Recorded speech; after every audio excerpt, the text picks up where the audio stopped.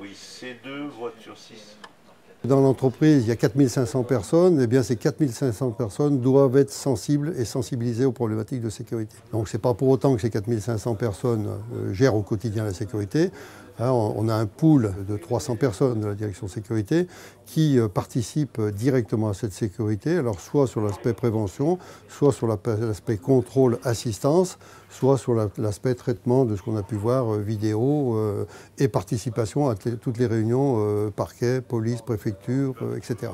Cette sécurité, elle est surtout coordonnée à partir d'un outil qui est le PC sécurité. Chaque PC est autonome sur le plan exploitation. Le métro gère son exploitation métro, le tram, le bus, l'info clientèle. Mais tout est coordonné par le PC sécurité qui lui-même est en liaison avec les PC institutionnels que sont le COD en préfecture ou le PC opérationnel de la ville de Lyon. 365 jours sur 365, 24 heures sur 24, le PC sécurité est activé. Alors pourquoi? Parce que tout simplement arrivent sur ce PC toutes les remontées d'alarme intrusion, toutes les remontées d'alarme incendie. Donc il n'y a pas de temps mort à avoir et il faut être particulièrement attentif à ces remontées d'informations. 317.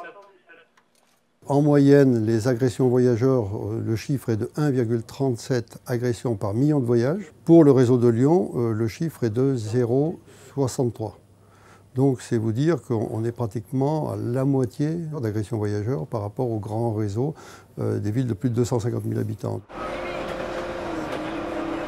Si vous prenez l'exemple d'un conducteur de bus qui a une difficulté majeure dans son bus, il a différents niveaux d'appel avec un boîtier, ce qu'on appelle un boîtier d'appel, mais il a aussi une pédale d'appel détresse. Alors non seulement l'appel va arriver ici, mais on a un protocole qui est en place avec le 17, police secours, et donc les policiers vont recevoir le même appel.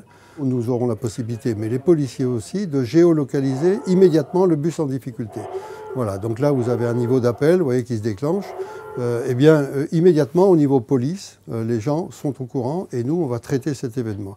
Un après-midi normal, on a 1000 bus qui tournent. Donc chaque bus est géolocalisé avec des outils d'information qui concernent le véhicule, le conducteur, son dépôt, etc. Et donc ça va nous permettre, disons, d'envoyer à la fois les services de police sur des agressions majeures, mais également nos propres équipes d'assistance. Cet outil-là va nous permettre de traiter l'incident immédiatement. Et donc on est tenu d'intervenir dans un délai moyen qui est inférieur à 11 minutes.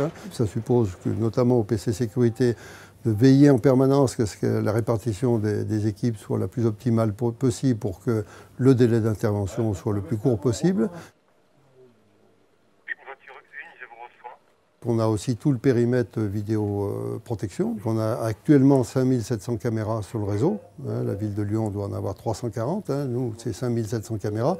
Donc c'est dire la volonté du Citral de faire en sorte que ce réseau soit le plus sûr possible. Et on le voit très fréquemment, l'outil vidéo apporte une solution qui est non négligeable pour les enquêteurs.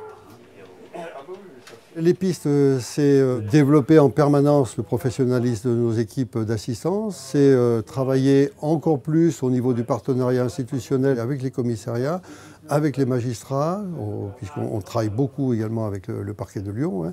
Et puis on a une action de prévention aussi qui est très forte, et notamment au niveau des écoles, puisque nous avons un bureau des actions sociétales qui travaille au quotidien au niveau des écoles pour faire en sorte de passer le message de la prévention, de la sécurité dans les transports en commun. L'année passée, nous avons assuré le suivi de 10 000 enfants sur lesquels, en partenariat avec l'Éducation nationale, on travaille énormément en termes de prévention. Donc on le fait dans les écoles, on le fait dans le milieu associatif. Donc il y a à la fois une volonté de travailler au niveau de la prévention, et puis quand il faut réprimer, eh bien, le procès verbal est là, ou alors, pour celui qui va plus loin, les services de police ou de gendarmerie interpellent les principaux acteurs de cette insécurité et le traitement se fait au niveau pénal.